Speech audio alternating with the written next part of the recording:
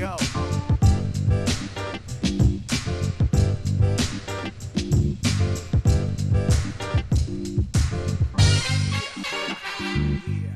Rebuttal. Nothing personal. Word of the day for Friday, January 7th, the end of the first week of the year. 2022 is rebuttal. I don't know if we had to wait to see that the Tampa Bay Buccaneers would have to respond to Antonio Brown and his accusations that ranged from he gave me painkillers to they wouldn't let me see the right doctor to they told me to play when I was hurt to they triggered me. All of those legal arguments that Antonio Brown was giving, all to get money.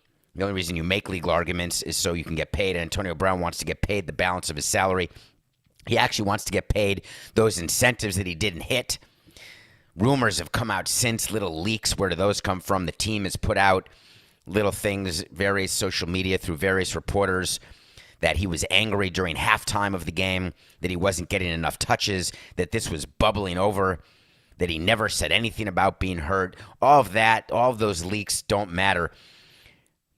The response, the rebuttal, comes in the form of a statement.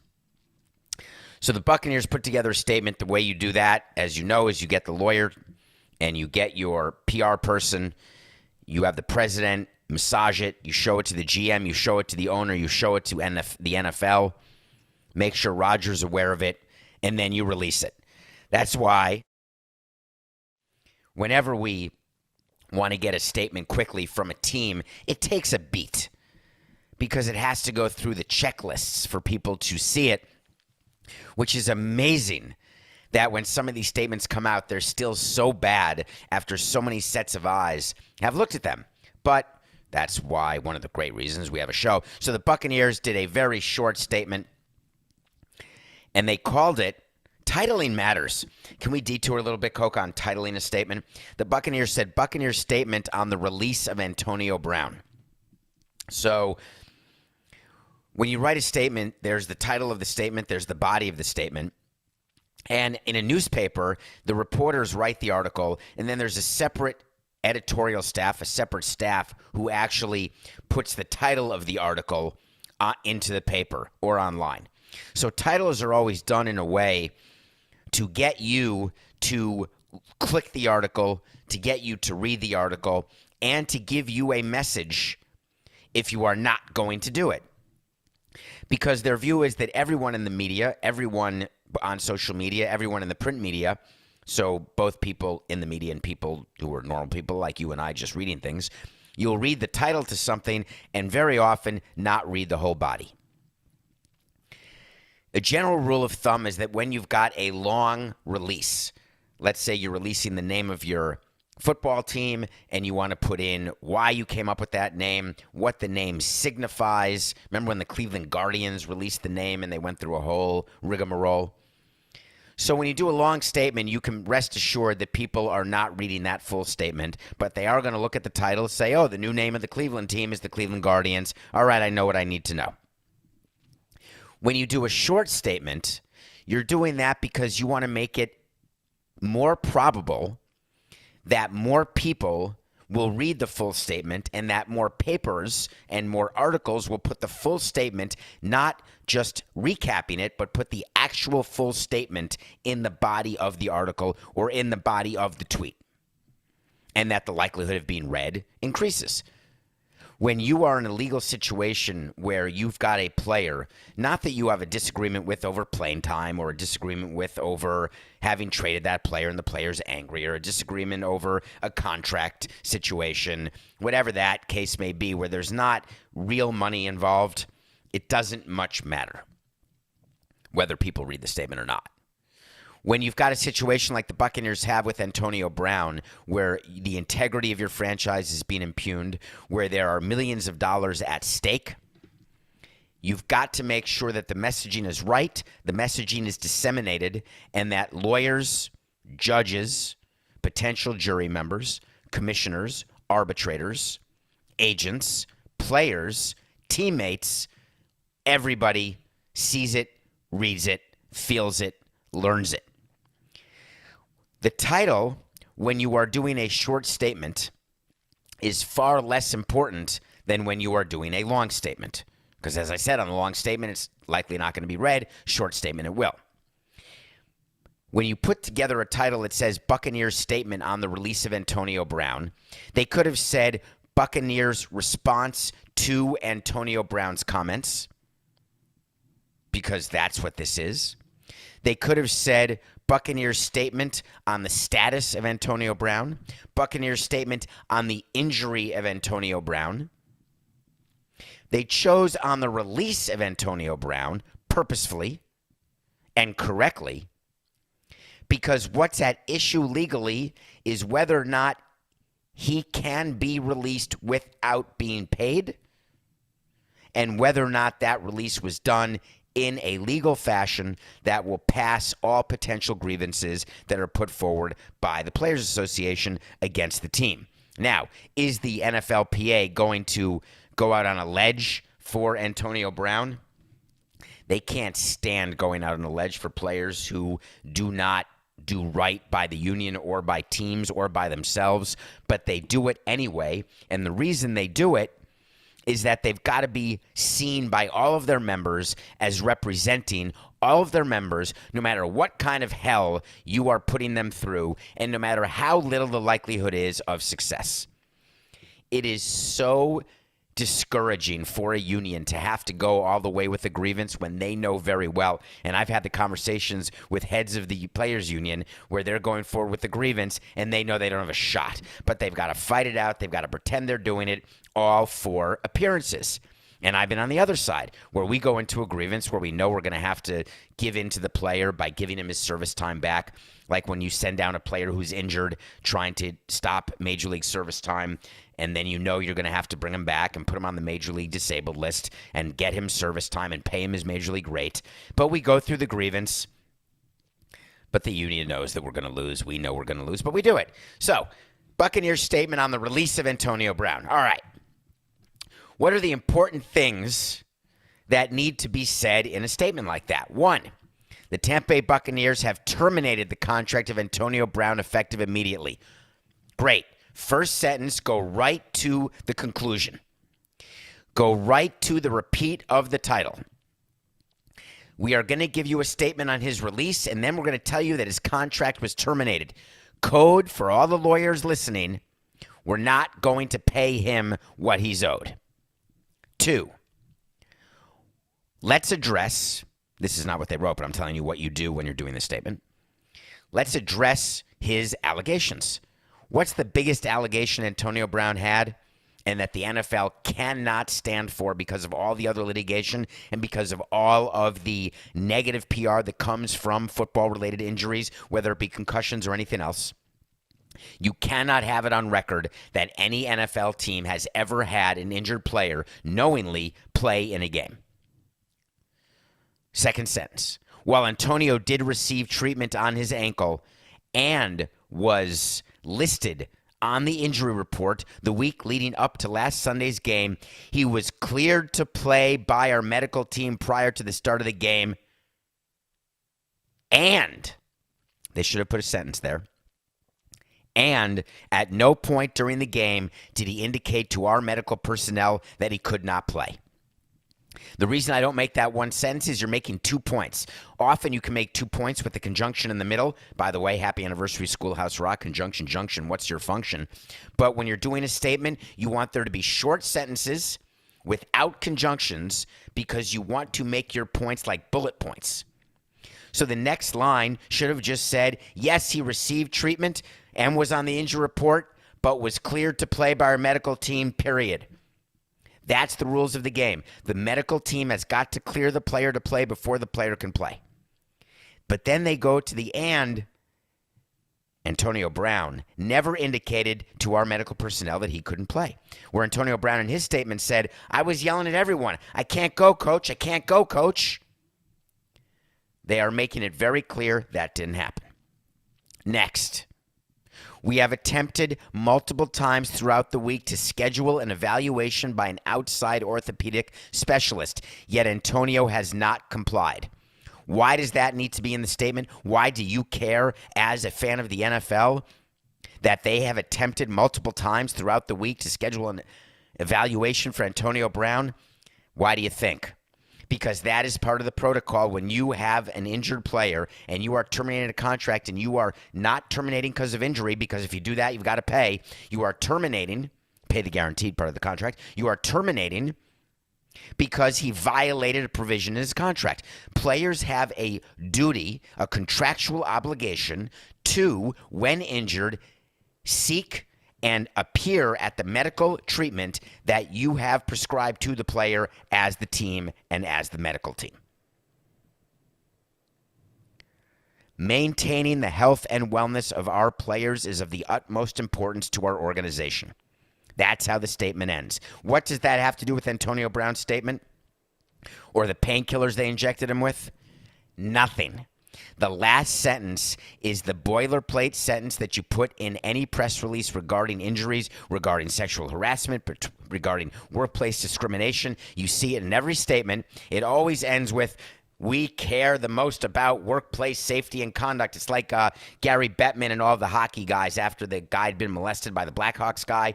And the statements all ended with, we are here to make sure that hockey players feel safe all the time. All right, I guess you're here starting now.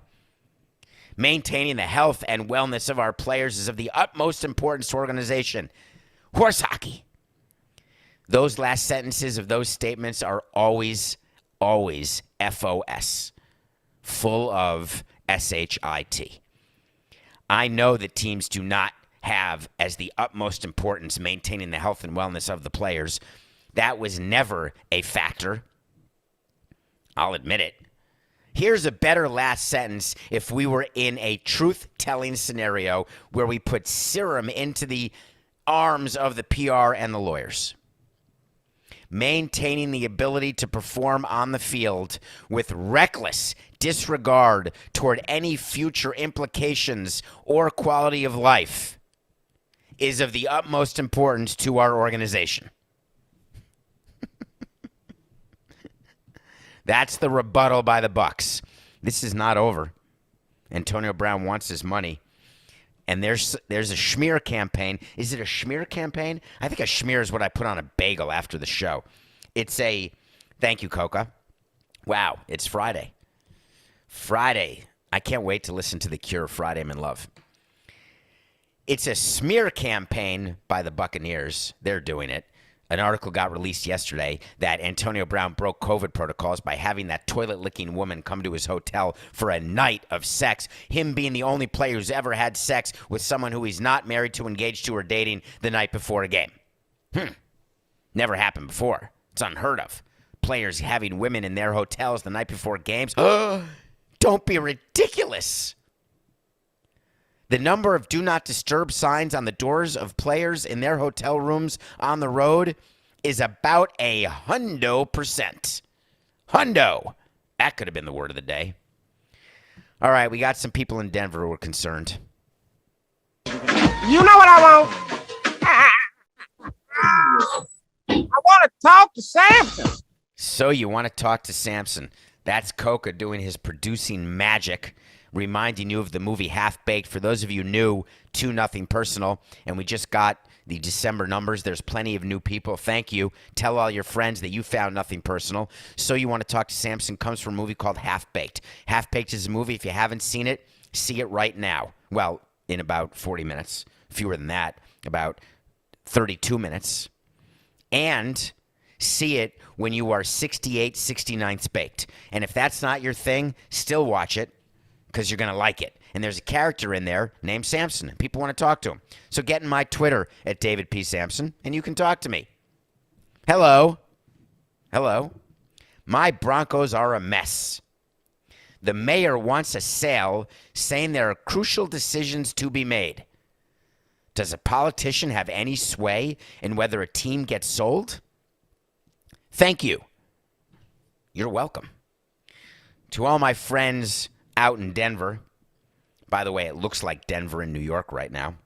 Middle of a blizzard. Not like a blizzard like in 1978, but a blizzard nonetheless. Maybe 5 to 7 inches, Coca. Is your car going to get buried? Coca has to hurry up and end this show. We were thinking about recording a mailbag episode for next week, but I think Coca has to go shovel his car out because he's worried it's going to get plowed in. Good luck with that, Coca. In any case, let me tell you what's going on in Denver.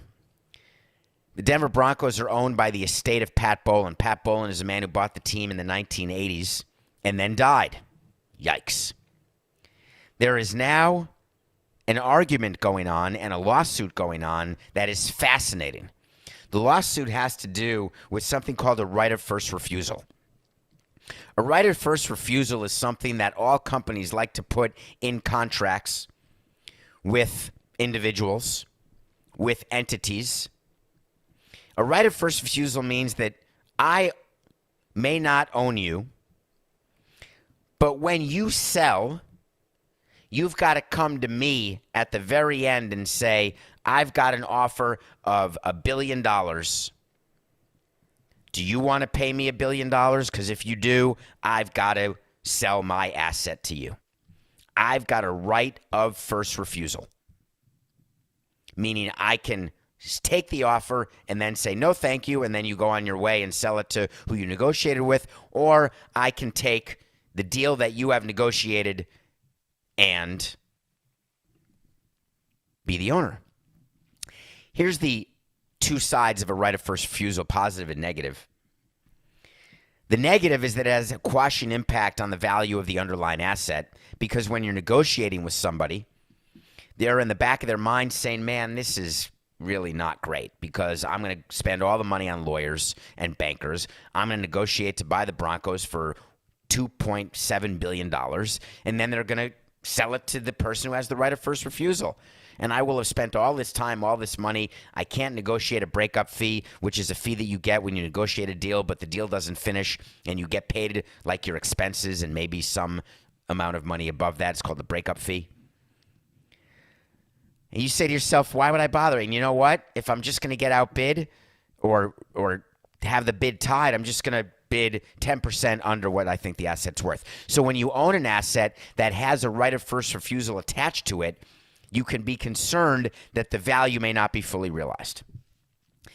The disadvantage of a right of first refusal to the person who holds it is that 99 out of 100 times, a right of first refusal is that you negotiate a fully baked deal with someone. You take that fully baked deal and every provision contained in all of the contracts, and you show it to the person who holds the right of first refusal and say, you can fill your name in here if you want, but that's it. This is the exact deal. So when you hold a right of first refusal, you actually don't have the ability to negotiate provisions. You have to take the provisions that have been negotiated with another party. And often you've got desires and needs and goals that are not equal or not similar to what another party has, but you are then forced to sign a contract that you may not want to, therefore making your right of first refusal not as valuable. So this right of first refusal, the Denver Broncos are dealing with because Pat Bowlen, as part of the acquisition of the team, he gave a right of first refusal to an individual who then sold that right of first refusal to another individual, which is totally legal. That individual has a company called ROFR LLC, right of first refusal, and they are right now being sued by the Broncos for a predetermination by the court that that right of first refusal is no longer binding, no longer active, no longer dispositive, because then they get to go out and sell the team without the encumbrance of a right of first refusal. Meanwhile, the guy who has the right of first refusal is saying, listen, I've had it since the 80s. I still have it. And there's nothing you can do about it. You want to sell your team? Great, by all means.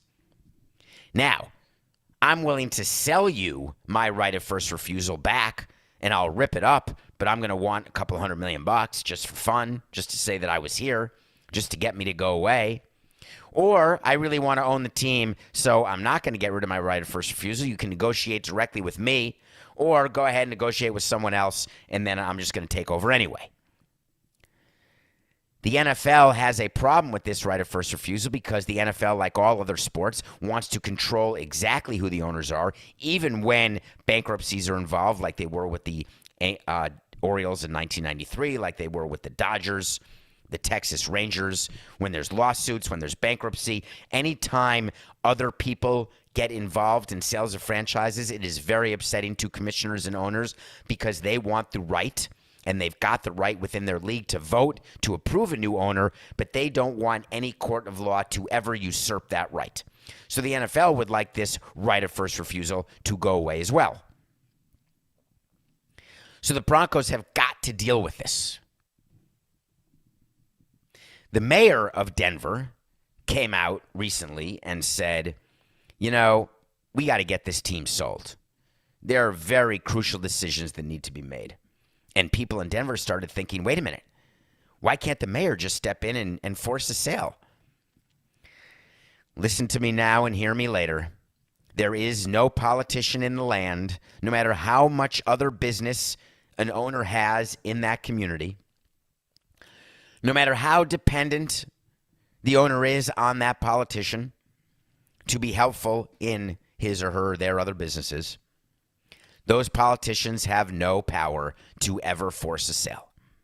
Believe me, if the Miami politicians had the power to force a sale, they would have a long, long time ago. And what are the crucial decisions that the mayor's talking about? A coach and a GM and players. OMG. If I'm a resident of Denver, I would like him to focus on the homeless issue. I would like him to focus on employment. I would like him to focus on infrastructure. Plowing wouldn't be bad. I really would prefer him not to focus on who the coach and GM are of the Denver Broncos. And that's what you consider to be crucial decisions? I guess so, because maybe he has a futures bet on the Broncos to win the Super Bowl next year. Other than that, I cannot tell you at all what his reason would be at all for taking a position on this. Rumors are going around that Peyton Manning could be part of an ownership group. No, it's not going to happen. Peyton Manning doesn't have that kind of money. ManningCast doesn't pay that. Maybe Manning could do ManningCast and he could do the baseball ManningCast that's going to be called the Rodriguez Cast. Did you see that yesterday, Coca? Alex Rodriguez is going to be named by ESPN to do a ManningCast type thing during the Sunday night games on an alternate channel. That is a real channel flipper.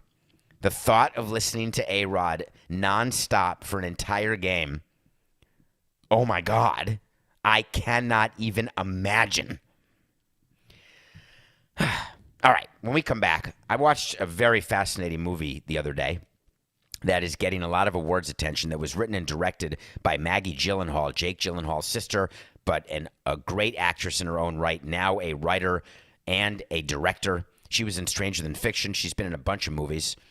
It's called The Lost Daughter. And I'm giving you an update that the majority of outlets will not give you, but we're going to on Nothing Personal. We'll be right back.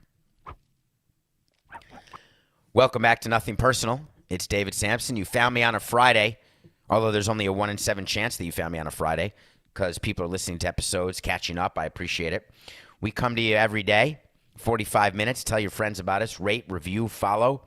Thanks for getting through the gauntlet of drops and commercials that CBS puts in there. But CBS has got to pay their executives in the news division somehow, don't they? So we watch a movie every day, and I watched The Lost Daughter. The Lost Daughter is based on a book, and Maggie Gyllenhaal adopted a screenplay. She's nominated for that adaptation. Adaptation is the movie with Nicolas Cage and Meryl Streep. Coca, are you there? You have been of very little assistance. To adopt, you adapt a screenplay. So the adaptation of a screenplay. Oh, by the way, hello. That's the movie. Thank you. Thank you. Thank you very, very much. Can we start that again? Ready? 2, 6, Watch a movie every day. The movie was The Lost Daughter. That is adapted by Maggie Gyllenhaal from a book of the same name. And it is starring Dakota Johnson, Olivia Colman, and as a young Olivia Colman, an actress named Jessie Buckley. It is a movie about a woman who goes to a resort in order to write. She's a writer. And the movie is told both in the present and past tense with flashbacks to her life as a mother, the choices that she made as a parent, choosing work over parenting. This movie hit home in a very significant way. Dakota Johnson plays a current day young woman with a child who Olivia Colman wow, I definitely just cleared my throat, Coca, without hitting the button. I did it the other way, so we may want to get rid of that. That was funny. I made it louder instead of softer. I could have gone like this, but instead I hit the different button, which made it louder. Okay, 10-9-69.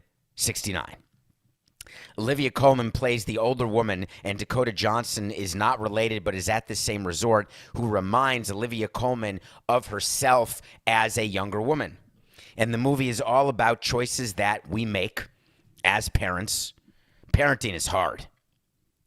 Being a good parent is even harder. Being a present parent may be the hardest. And when you choose work over parenting, or you choose work over home, or you choose to make money, and you've heard me talk about this before, does that make it wrong? Is it better than people who stay at home or people who are 9 to 5? Is it worse? Is it different? I've decided as the years have passed that I'm not going to judge my decisions, and I'm not going to torture myself over the decisions I made. I don't regret them, but I see the ramifications of them. This movie goes through the ramifications of those decisions on children, and the ramifications on the mother herself. And the question is, when mothers make a decision to go to work instead of parenting, why are they looked at in a different light than when fathers go away and choose work over family? Mothers seem to be judged in a much harsher light. I never understood it. Part of gender equality, in my opinion, means that people should be judged the same. Either judge me more harshly or judge women less harshly. But we have to be equal. I think you should watch the movie because it's been nominated. Olivia Colman's performance is outstanding. Dakota Johnson is mesmerizing. Jessie Buckley is perfect at getting you an understanding of what Olivia Colman was like as a young mother. It is not a funny movie. It is a deliberate movie. It's a serious movie, and I would check it out. It's called The Lost Daughter. Maggie Gyllenhaal, you are a writer and a director extraordinaire. MLB lockout update time for Friday, January 7th, 2021.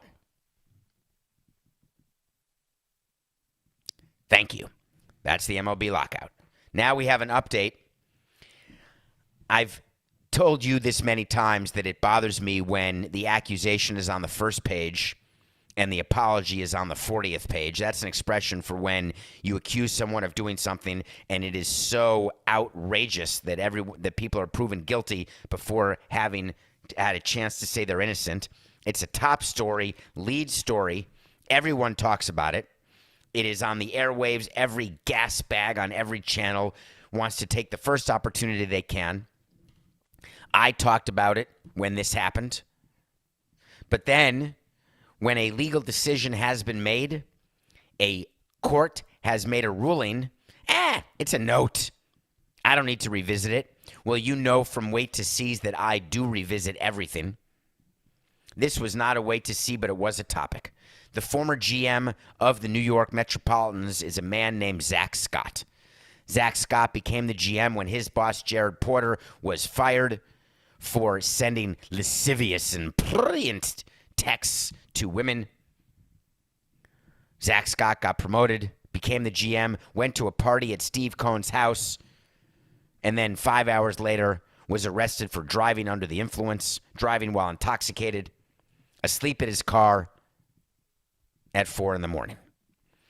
I did a segment saying that is outrageous, that Zack Scott is gone, and that's another example of the Mets having the inability to hire anybody good.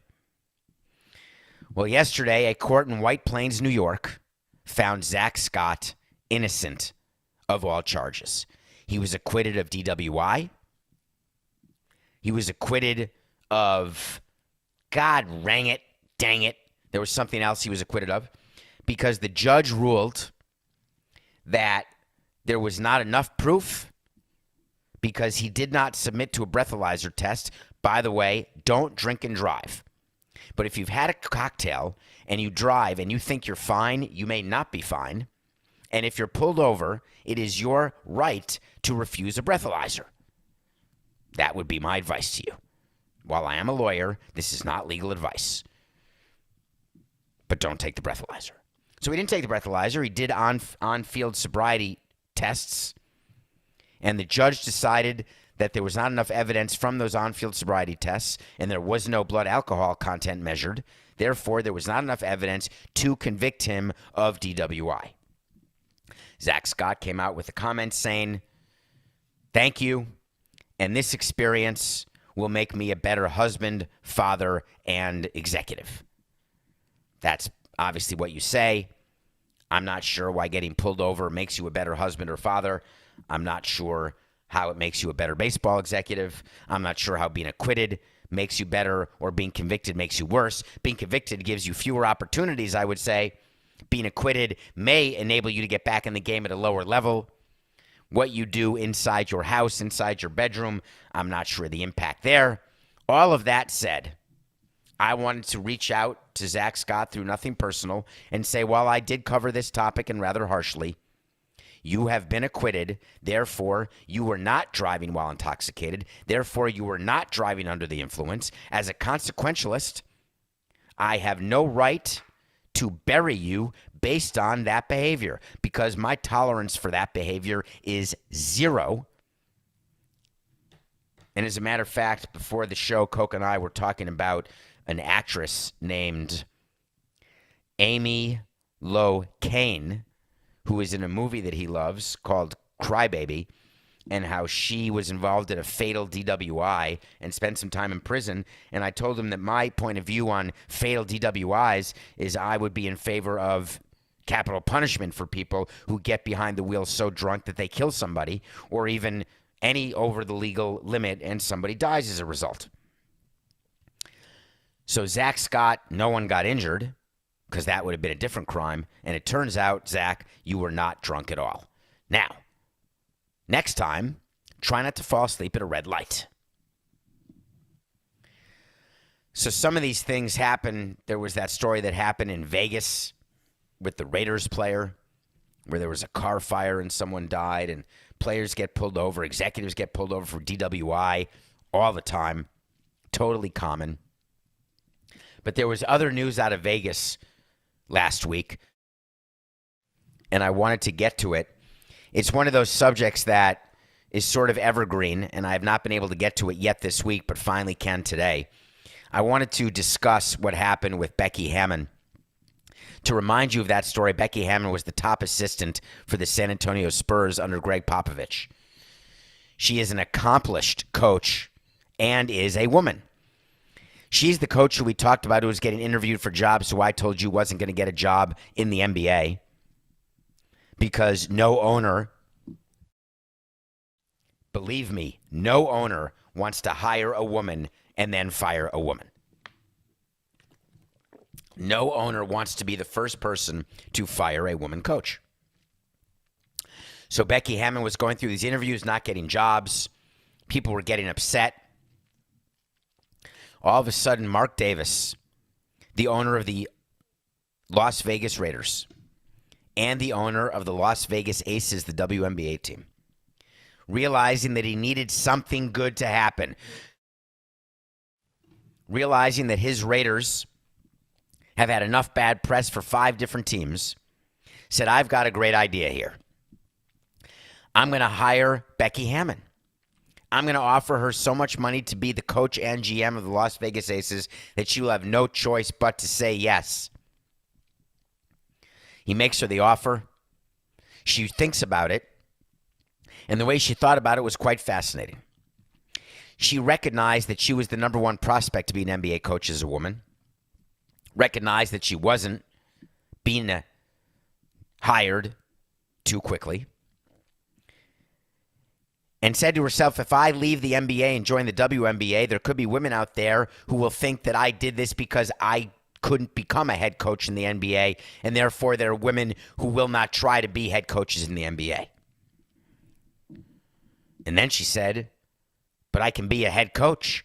I can be the number one. I can prove to these NBA owners, most of whom own WNBA and NBA teams, I can prove to them that I can be in the number one chair.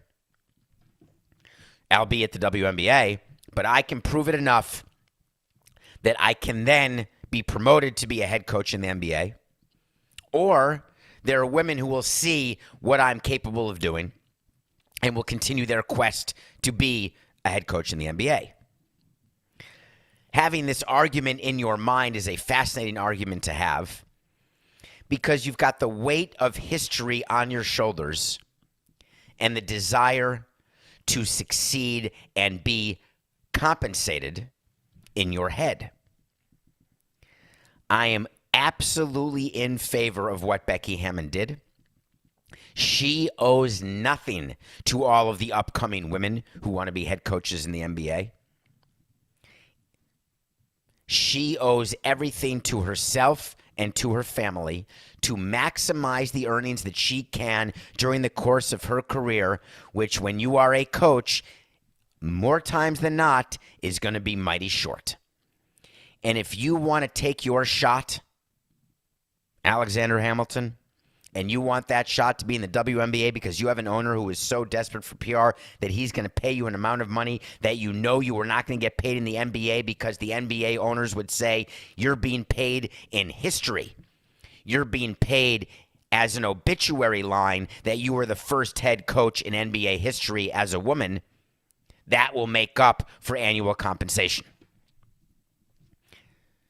The decision that she made is hers to make. And any criticism that anyone is putting upon her is misguided, misplaced, and downright wrong. I tweeted at the time that NBA owners were thrilled that she got hired by the Las Vegas Aces. Of course, statements then came out from Adam Silver and others in the NBA, how qualified she would be and is to be an NBA coach. Statements that you would certainly expect a league to make, because in this day and age, the fear that the NBA had when Becky Hammon took that job, the fear that they had is people would say, look, you cry for racial equality and gender equality, but when it comes down to it, the people in hiring positions, owners, GMs, they're not about that equality. They're about recycling and bringing in man after man after man, player after player, coach with experience after coach with experience. When was the opportunity going to be given? And the NBA does not want that to be the narrative. So instead, they're going to convince you that being the head coach of the Las Vegas Aces is the equivalent to being the head coach in the NBA. And you and I both know that is pure, unadulterated, say it with me, horse hockey. The Las Vegas Aces, on their best day, do not carry the weight of the worst team in the NBA. Hard stop. But Becky Hammon made a decision that I greatly respect, and I absolutely wish her well in her future endeavors as coach and GM of the Las Vegas Aces. Nothing personal pick of the day. I'm upset. I acknowledge it. Coco, we have to figure this out. There are games going on in the NBA. And when I do the pick of the day, I do it the night before a show. I look at the line the morning we record, make an adjustment. Then I give a pick. And then stuff happens. Last night we had the Warriors -6.5 over the Pelicans, and then boom, bang, bang, yeah, Steph Curry and Draymond Green aren't playing. Well, that's not fair. But Coca says to me, well, when you tell people to place a bet for your pick of the day, they place it at that moment, and the line is what the line is.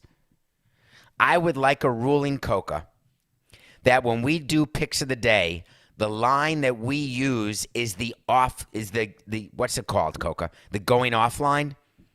The line that is there right when the game starts. I believe that is the only fair way. Are you willing to do that? Coca is not. He's yelling at me right now. He's saying, go tell your online legal bookie that starts in New York this weekend that you want a different line than when you called it in. Cry, cry, cry. You know what, Coca? I understand what you're saying. I'm not pulling the I'm in charge card because we are a collaboration. Therefore, I will agree to live to fight another day and tell you that I'm 2-1 on the year. Although the Warriors were giving 1.5 when the game went off and they lost the game, so I would have lost either way. That's not a vine I'm going to climb, Matthew Coca, CBS. We're 2-1. I'm still angry about it. All right, we got 3 picks. We got an NBA pick Friday. We've got NFL Saturday, Sunday for Week 18. You ready? Dallas plays the Eagles. Dallas lost last week. Dallas actually needs to win this game. Now, they're in the playoffs, so you may think that when a team is in the playoffs, I said this about, was that on the air, Coca, when we talked about the Chargers and the Raiders and how if there's a way that both teams can get in, you play for the tie, or if there's a team who's already in, you don't play anybody. You treat it like a preseason game. I think we did it on the air. But when you have a chance to increase a seed, you absolutely play to win that game. Or there's another scenario. There is something called momentum going into the playoffs. I don't want to be, in baseball as an example, I never would want to be on a 10-game winning streak heading into a playoff series because it's unlikely you're going to win 14 in a row or 14 out of 17. That's really hard if it's a 4-7 series. Football, if you've won 10 games in a row, I agree that the odds are you're not going to sweep all the way to the Super Bowl. You know how hard that is. The Patriots tried and lost to the Giants at the end, trying to be undefeated. But when you've lost a game and the feeling of loss is there from a week before, and you've got a regular season game against a division rival, and there's an opportunity to increase your playoff positioning, then you want to win the game. On the other hand, the Eagles are in the playoffs and have nothing to play for. There must be a reason the Cowboys are only favored by 5 on Saturday. I just haven't figured out what it is. So if we say the line is 5, does that mean we book it at 5? Dallas, -5 over Eagles on Saturday. But tonight I'm going to watch a game with the Bucs and the Nets. The Bucs are getting 5 points from the Kyrie Irving-less Nets in Brooklyn. The reason why I'm taking the Bucs, and I don't know whether Giannis is playing or Middleton or DiVincenzo or Lopez or any of the other, Drew Holiday, any of the other players. I have no idea. All I know is what is staggering to me is that people are underestimating the disruption in chemistry that is caused when one of your starters is only playing road games. No matter how good Durant and Harden are, they are impacted and will be impacted. And the worst thing that could happen to the Nets after they had him for the game in Indiana for his season debut, which they won by 8, only pushing, is to have an immediate next game at home against the defending champion, Milwaukee Bucks. Bucks +5. All right, what about Sunday? This is a sucker bet. We're making a mistake, but we're doing it. The Bills are giving 16 points to the Jets. The Bills need to win this game to win the division. They've had such an up and down season. They want to win the division. Believe me, everyone in the AFC East does not want the Patriots to win the division. For the Bills to win the division, all they have to do is win. And they're playing a team who's so bad that it seems highly unlikely that they're going to even score. When the Bills played the Jets earlier in the season, they won 45-17. The Jets are coming off that horrific loss to the Antonio Brownless Tampa Bay Buccaneers. That horrible 4th and 2 quarterback sneak. The offensive coordinator had to come out yesterday again and take full responsibility for that play call. Here's how that works. He's going to be let go instead of the coach because someone has to be let go over that after a season like the Jets are having yet again. By the way, an extra wait to see. We haven't done a wait to see. This is the wait to see. The Jets offensive coordinator will not be back with the team next year. There has to be an example set when there is a mistake made the way that was made last week. So the Jets are going into this game just waiting for summer to start. They're ready. They're done. Bills -16 versus Jets. Those are the picks. Bucks +5, Cowboys -5, Bills -16. That's another week, and I appreciate your time every single day. We'll see you Monday. It's just business. This is nothing personal.